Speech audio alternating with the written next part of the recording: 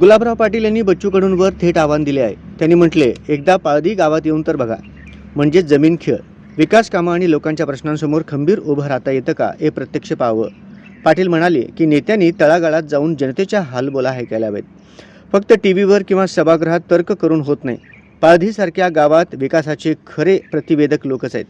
त्यामुळे बच्चू कडूंना आमंत्रण देऊन स्थानिकांचं प्रत्यक्ष वातावरण अनुभवण्याचं आवाहन पाटील यांनी केलं.